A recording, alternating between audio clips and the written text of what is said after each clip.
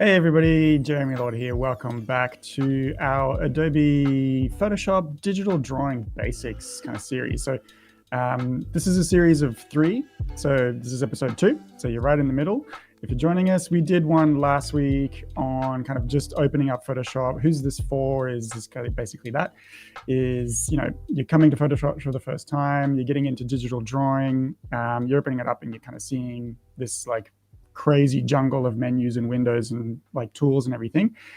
So last week we kind of cut through the rough a little bit and kind of went straight to the point of what will you actually need for digital sketching? What are you likely to use? What are the tools? What are the kind of the basic functions of Photoshop, such as layers and all that kind of stuff? This week, we're going to get into a little bit more of the nitty gritty of actually getting some sketches done in Photoshop and how Photoshop can help you kind of smoothing out your workflow a little bit, if you will. So we left off kind of here last week. I've come back and kind of edited this a little bit last week. So we looked at kind of making basic layers. We looked at working with brushes, getting some basic kind of selections in, but we didn't really touch upon one of the core elements, obviously, of Photoshop, which is brushes, digital brushes. So brushes in Photoshop are really cool. There's a huge amount of stuff that you can do with them. There's a wide array of different tools. Some are incredibly useful and incredibly core, which I'll show you. Others are maybe a little bit more kind of like fancy, have a little bit more kind of niche uses.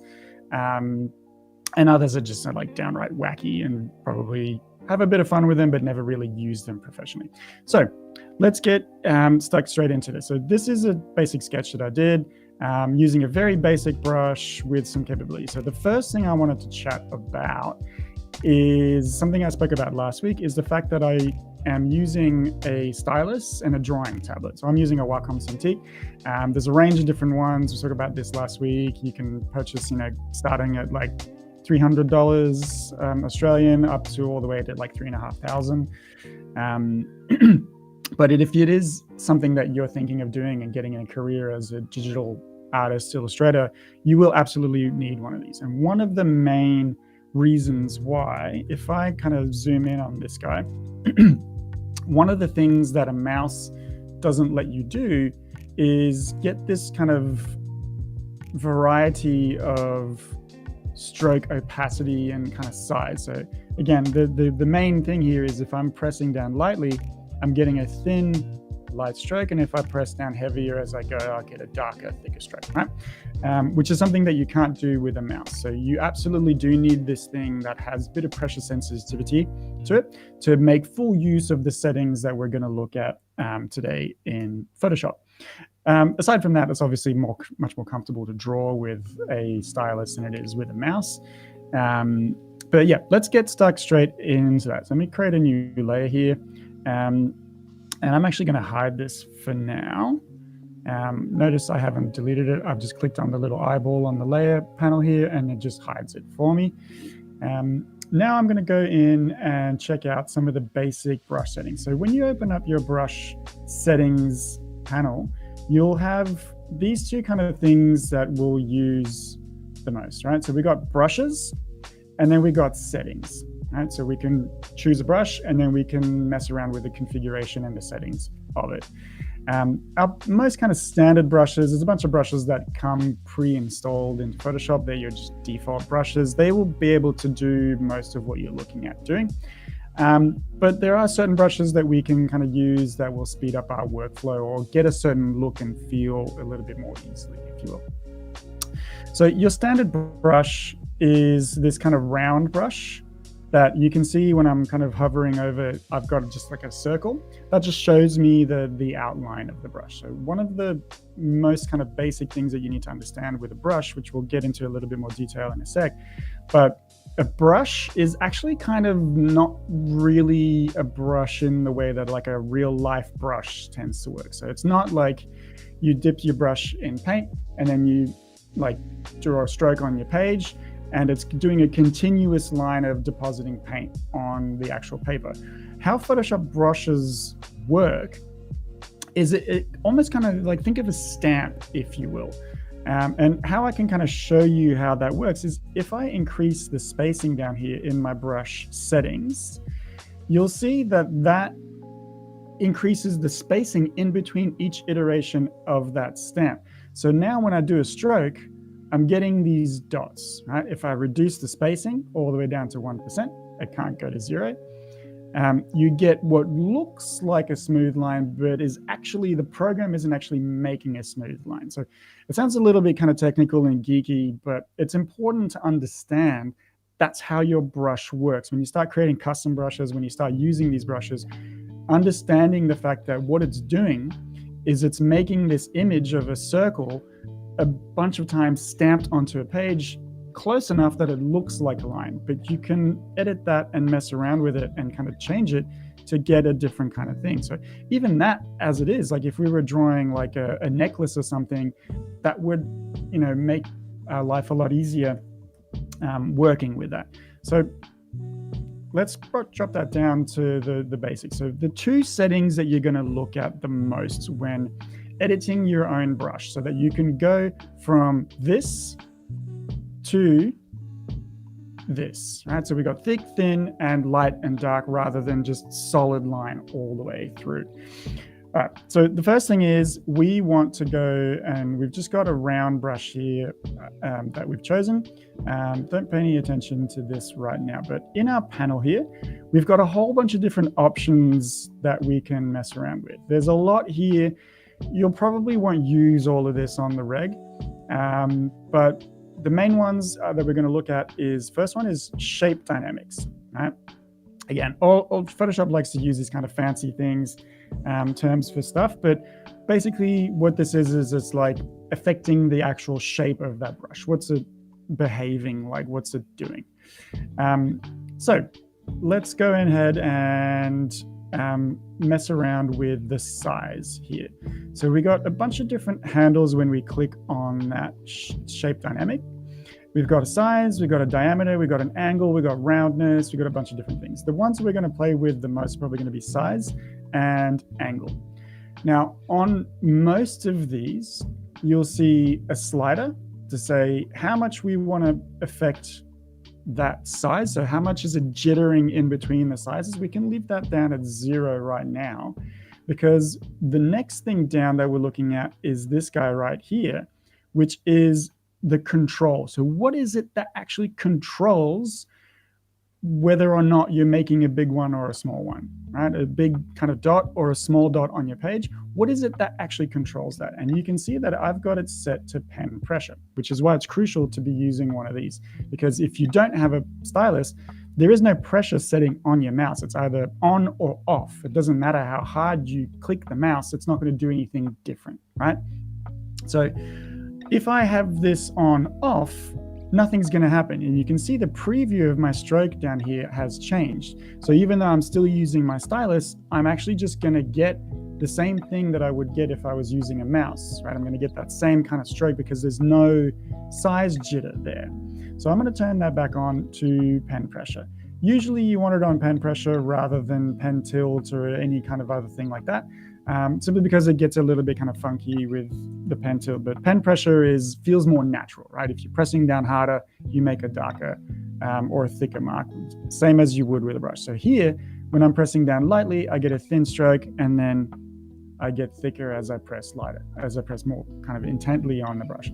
So this is good for calligraphy, this is good for sketching, this is good for a range of different things to get that kind of nice natural look that you would if you were using a brush or like a inking pen. You'd get that kind of variation in thickness, which is definitely what you want when you're working with this.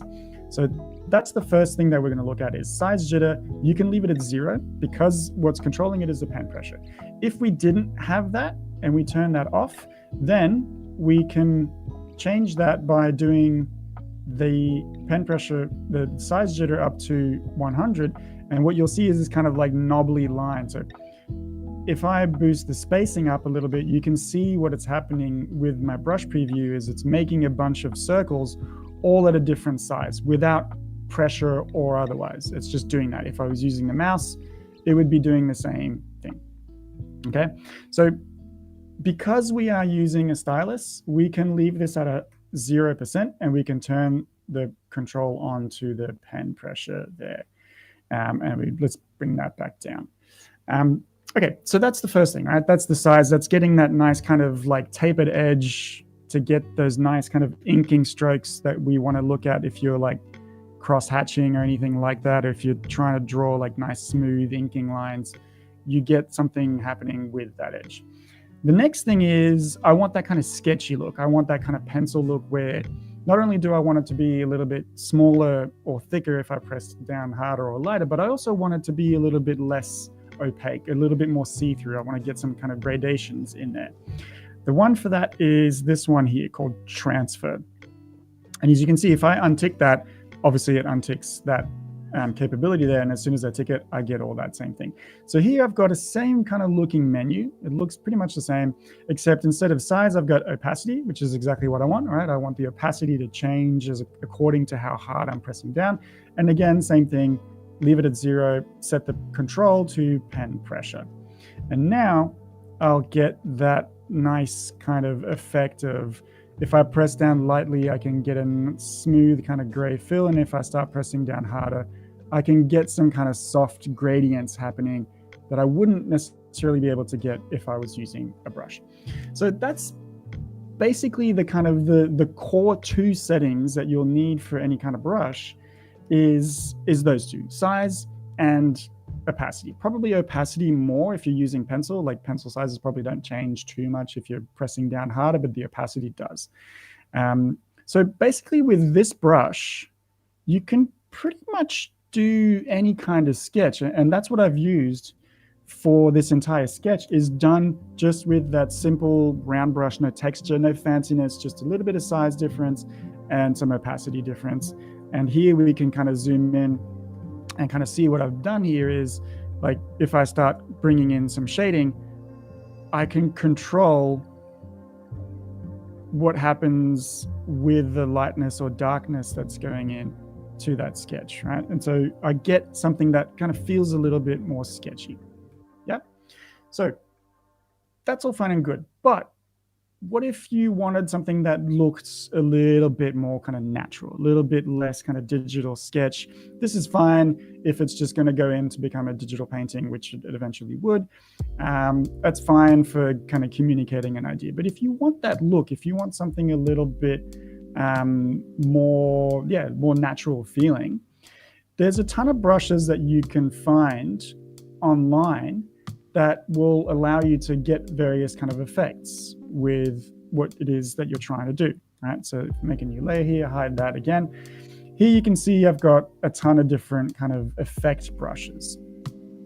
So we've got, if we look at kind of dry media here, we've got Kyle's Ultimate Pencil Hard. I've also kind of pulled that out of its thing here. I've got Kyle's Dry Media Sketch Pencil.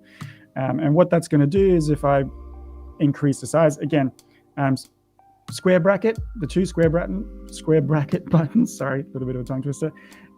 Those 2 buttons will increase or decrease the size. So we looked at shortcuts last week.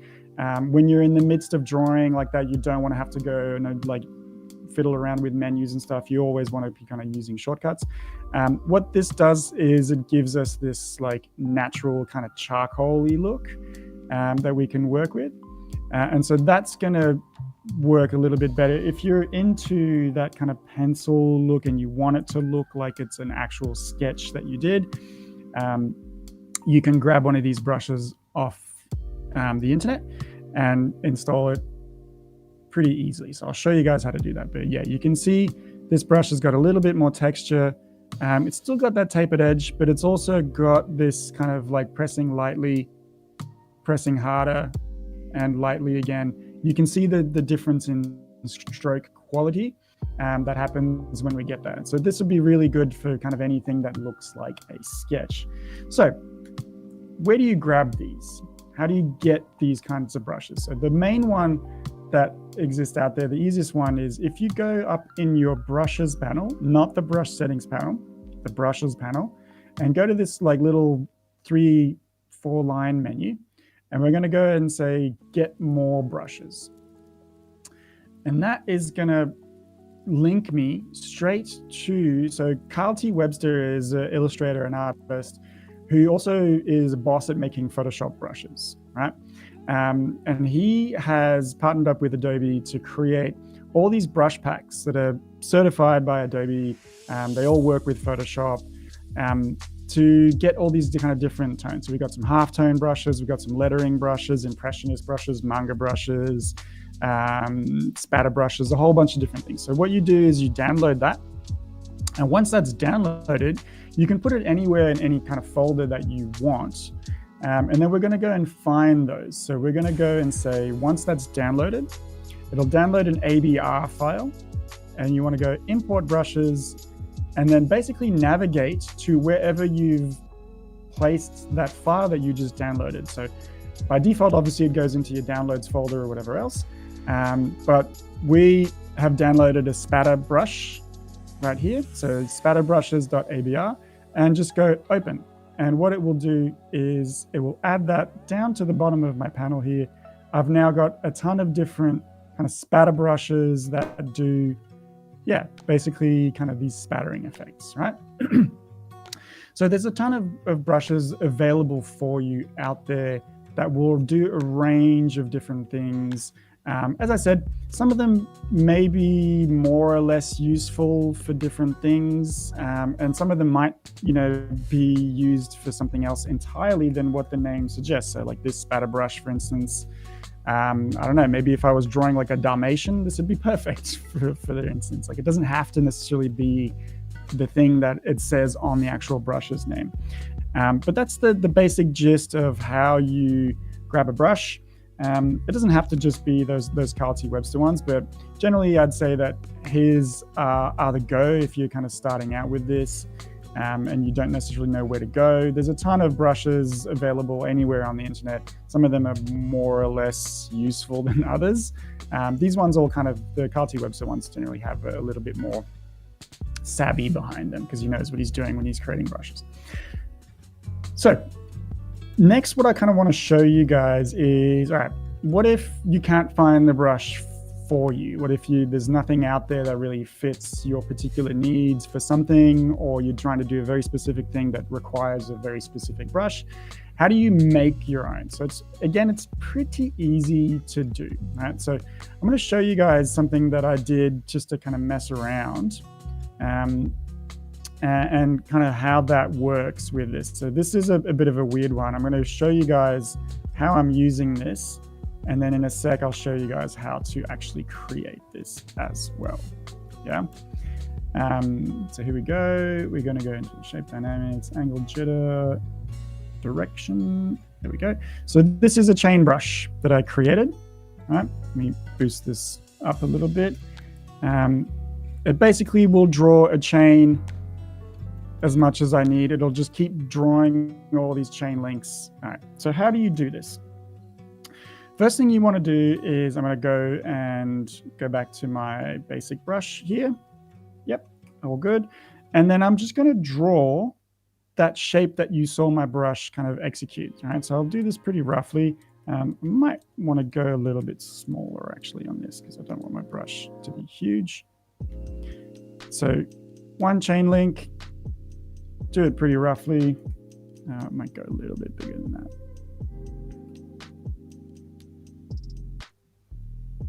Doesn't have to be perfect. And then the other chain link, there we go. So we've got a set of like one horizontal, one kind of flat, if that makes sense. You'll notice I'm also doing this on a separate layer.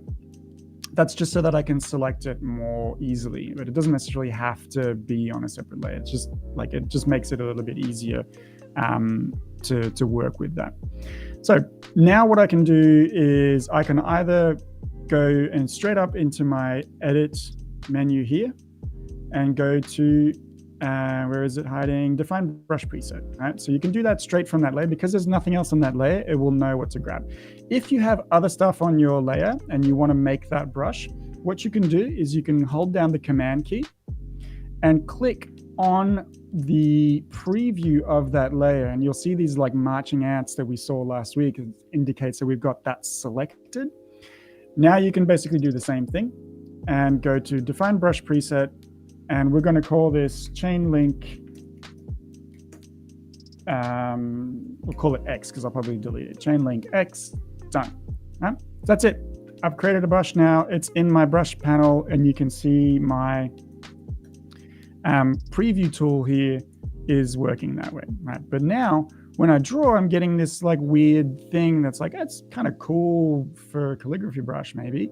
But again, this is where that kind of stamp idea comes into play really importantly, because we have something that is just applying this image again and again and again, and in a line enough that it's just, it doesn't, you can't see the shape that we created anymore, right? So what we're going to do is we're going to go into our brush settings, and we're going to increase the spacing so that I can see individual objects that I created. Cool. So that's step one. Step two is we want this to actually be horizontal. So I could have been smart and actually made my brush, like drawn the actual stamp horizontally instead of vertically. That probably would have saved me an extra step, but no biggie. Photoshop's got me covered. So now I can kind of draw like that. But again, still not happening exactly how I want, unless I'm drawing in a straight line like this, and I probably need to boost the spacing a little bit more. If I'm drawing in a straight line, great. If I'm trying to draw a curve, not so good. So now what I need to do is go into my shape dynamics, and where it says angle jitter, so size jitter, I'm going to leave it off because I don't want these to be different sizes. So I don't want the size of that to be touched. So leave that out. But what I do want is I want you to change the angle for me as you go. So you can randomize this. Like if you wanted to, you could just kind of do this thing that looks like all these like individual links have been scattered around. This is cool for, you know, drawing like flower petals that are kind of floating around if you're drawing like a cherry blossom tree or whatever. All of them can be different sizes, different angles. Photoshop will just randomly generate those angles for you. You don't need to draw them individually. So it can be really cool to work like that.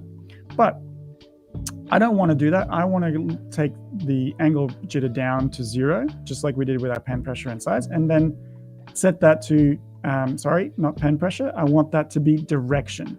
So Photoshop will recognize the direction of the stroke and create that link according to whatever direction I'm going in. So there you go.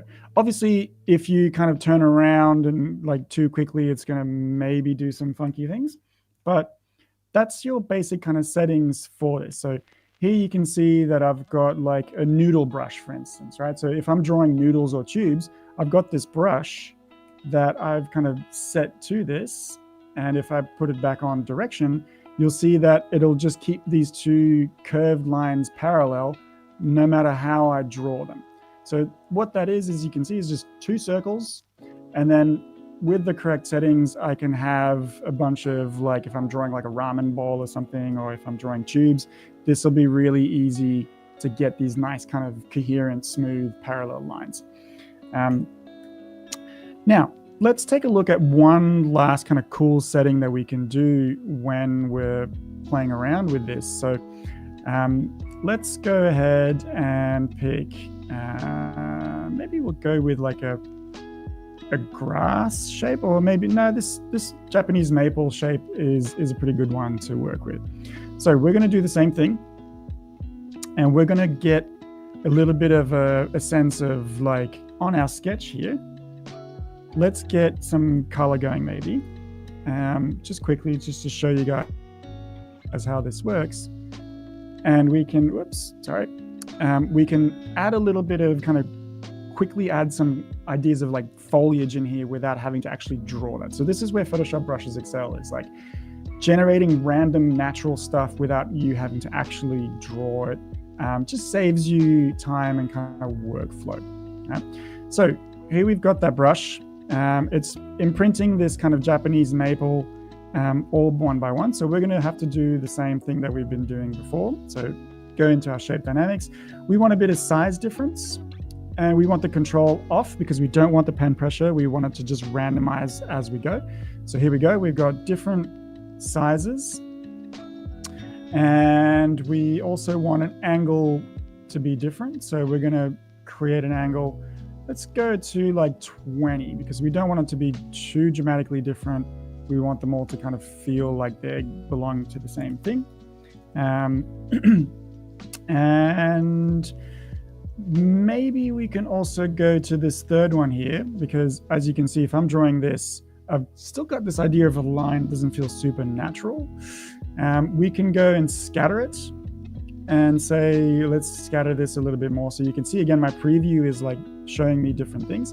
So now it's going to kind of like sprinkle them around the page a little bit more. So this would be really cool if we were trying to draw some like falling leaves. We could scatter them a little bit more. If we wanted maybe a few less than that, we can kind of lower the, so boost the spacing up a little bit, and we got a little bit more kind of less density of those leaves. So that can be really cool to work with. But the thing I wanted to show you is you can also get this to work for you in terms of different colors. So let me turn these settings off a little bit. And I'm going to go into my color picker. And I'm going to go for like an autumny kind of vibe. So, excuse me. I'm going to go for a bright red. So there's like maple leaves, those Japanese maple leaves, they go really, really red in autumn. And then I'm going to hit X. So X on my keyboard switches. If you can see down here in my toolbar, X will switch in between foreground and background color. So Photoshop has this setting of foreground and background. So foreground is whatever you're drawing with. Background most of the time doesn't really do very much unless you're working with a gradient or unless you're doing what I'm about to show you guys right now, which is going to be to create something that's going to feel a little bit more natural and get this kind of autumny look. So now I've got a foreground and a background color. I can go to this panel here, which is our color dynamics. And I'm going to say, I want you, by default, it's unticked and at 0, but I want you to apply per tip. And I want the difference in between the foreground and background color, so the foreground background jitter, to be 100%.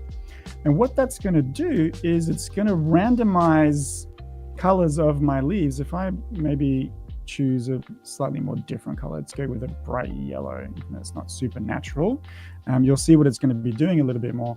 It's going to randomize the colors of each of those stamped leaves to fit anywhere in between the yellow and the red that I've set as a foreground and background color. So that's a really nice kind of way of getting something that feels a little bit more natural without having to like individually draw each one. So if I go up here and start to kind of draw these in, obviously I've just got a sketch for now. So this looks a little bit funny, just black and white on a black and white drawing, but you can get a really quick indication of this kind of foliage without spending a heap of time kind of drawing all of them. And then we can kind of draw, just by clicking with our brush, we can kind of draw in a few fallen ones all over the ground here and in different places. So yeah, that's your basic kind of brush settings that you can mess around with and all those different things. Again, there's a ton more in here that you probably won't need to know too much about when you're doing this. This is really just like get you started, get you into your basic drawings. So let's take a look at that and how that applies. Before we do, I just want to show you guys one quick little thing, a really cool feature that Photoshop has. And that is the Symmetry Tool. So this works in a kind of an interesting way where it will allow you to create sort of faces and any kind of similar artwork in a very easy, quick way. So I've used the Symmetry Tool to draw all of these different kind of like cyberpunk robotic kind of geisha figures. And what it will do is if I'm on a brush tool or an eraser tool, it will set up a symmetry whereby whatever I'm drawing on one side will be copied to the other side. So it's really cool to use that. So if you go to this little icon up here, this little butterfly with a dashed line through it, and we're going to go to a vertical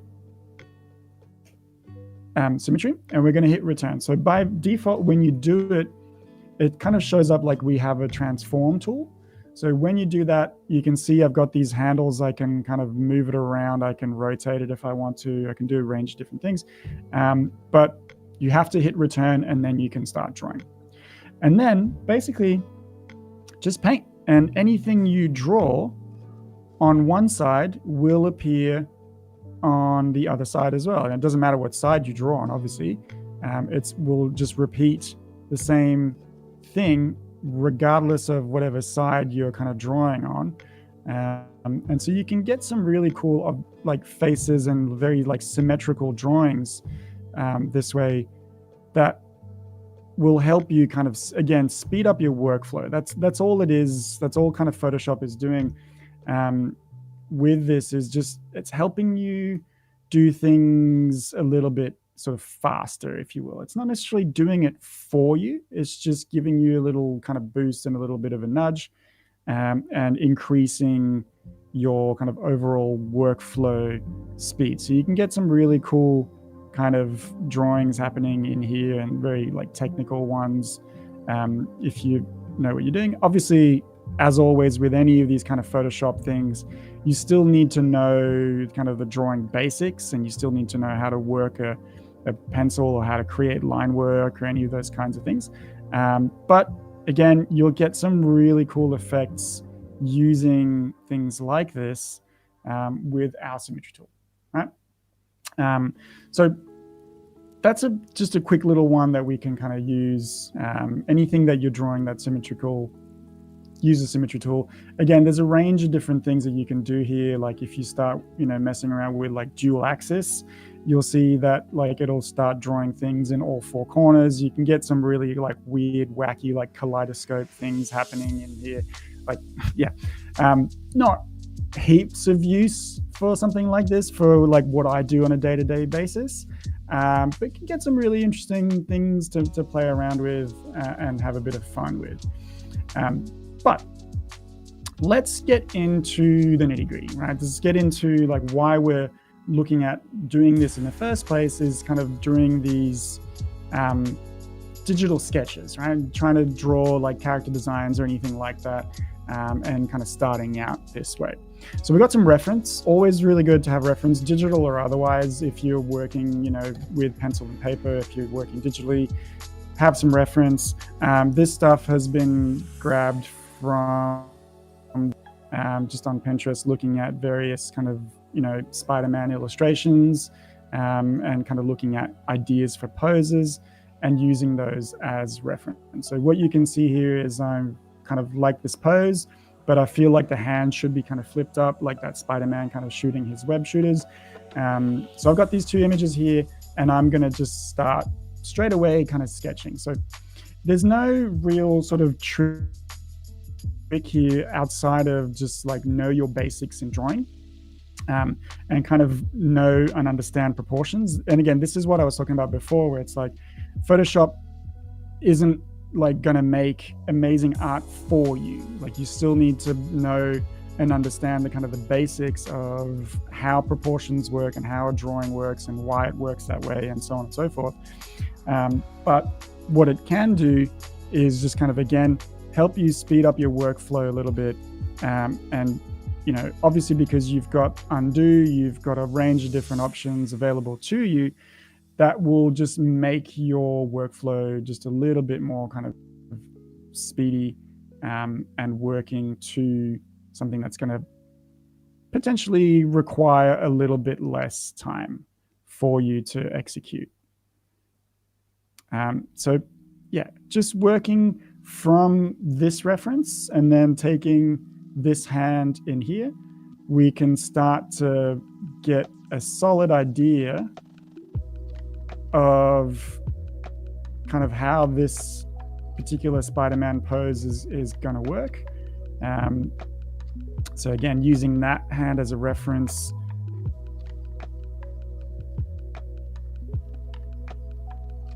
and again, like I said, this is like basic drawing techniques. That's not necessarily what this stream is about, more about kind of like how to use the Photoshop basics and tools to get what it is that you're looking for.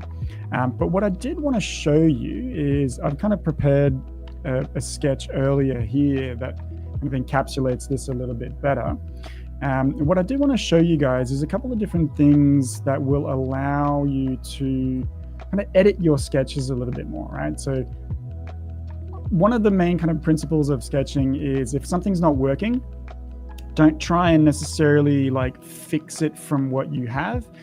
Often it's easier to just start again, right? There's a principle in drawing called murdering your darlings. It's like, oh, but I really like how I drew the foot here. Like, yeah, but it's just not working. It's not right.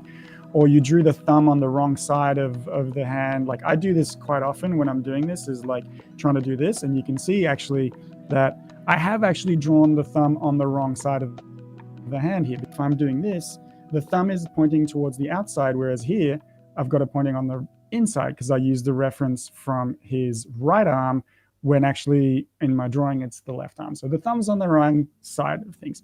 So in this instance, like, should I start again? Probably, right? Like I liked how that looked, but I should probably do this over and try and kind of fix that according to how I think that's going to look in that kind of drawing and get those proportions right. So that's definitely something that you don't want to move too far into your drawing without addressing, is any of those kind of problems like that, like a thumb being on the wrong side of the hand. Like you'll kick yourself later when the drawing's finished and it's just not right. Like get to it as soon as possible. But there are certain things that we can do here. Like for instance, this finger is probably a little bit too long, or maybe it's that this one is a little bit too short. So instead of redrawing this, what I can do is I can go up to my filter panel here. There's a ton of filters in Photoshop that you can kind of mess around with, but the one that we're going to be looking at here is Liquify. And what that will do is it'll kind of like pretend like our drawing's done on like water or like goo. And I can edit this and kind of like warp it. And obviously I can mess it up really, really, really badly if I'm not careful. But let me just hit cancel on that. But you can see where this would be helpful, for instance, to get, and again, same thing here. I'm using this tool here at the top, which is my forward warp tool. It's kind of like smudging stuff around. I've got a brush icon. If I use the brackets, it'll go bigger and smaller and impact a smaller area. So I could maybe like make this finger just a little bit longer without necessarily having to redraw the whole thing. And so here, what we can do is we can really start to like exaggerate certain aspects of this pose, maybe get a little bit more kind of a dynamic idea happening in here. Without necessarily having to redraw the whole thing. So I use this idea of Liquify pretty often when I'm doing this, because it will do things like, oh yeah, that the back is hunched a little bit more. It's just a little bit more of an effect happening on there that I'm into. Just a little bit more kind of like redrawing the line. So there's a good balance that you need to strike, obviously, in between, you know, redrawing from scratch or using the Liquify tool to edit certain things and just make things a little bit more expressive, if you will. So that can be quite fun to use. The other thing that I wanted to show you guys is I've got this arm on a separate layer, mostly because, which I haven't named, and I probably should. Go double click the name and type it in. We'll call this one body as well. I put this one on a separate layer, mostly because what I want to do now is like I want to see where this arm should be kind of going without necessarily having to redraw it. So with my layer there, I don't actually need to make a selection around it. I could, if I wanted to, make a selection if it was on the same layer and just kind of roughly cut this out, and then Command T. And now I've got all the options that we looked at last week, where I can make it bigger, smaller, I can squash and stretch it, but I can also rotate it, right? So I can kind of rotate it to see where things are going to be in that and where it's going to work. But one of the things that I want to do here is I want to rotate that from the shoulder. I don't want to kind of, you know, losing its mind like you just saw it do. So I'm going to click on this little kind of crosshairs that's in the middle of my selection, and I'm going to drag it down to like a hinge of where the arm should be. And then I can rotate that arm a little bit more according to what I think could be the way to go on here, and kind of where that's gonna work best for me. So I don't want to break his shoulder either, but you get some really cool and fast edits happening on this. So like for instance, with this leg, if I'm feeling like the heel and the thumb here are a little bit too close together, I can make a selection. And on this one, I do need to make a selection because that whole layer is on its own. So I can't just press Command T, otherwise it'll select the whole thing. But now if I press Command T and move that rotating to the hinge, I can kind of see where that leg can go and almost like articulate it like a puppet, if you will. That can be pretty cool to work with. I can also try and do a bunch of different things that will be like, for instance, let's say I want this leg to come down a little bit more. I can hit Command T. If I hold down Control or Command, if you're on a Mac, and slide this over, you can kind of perspective warp certain things. And like, obviously that's completely out of whack for what I'm trying to do here, but you can get some cool ideas happening with that as well. And I want to actually make his hand feel a little bit more kind of angled, like he's going to shoot that properly over there.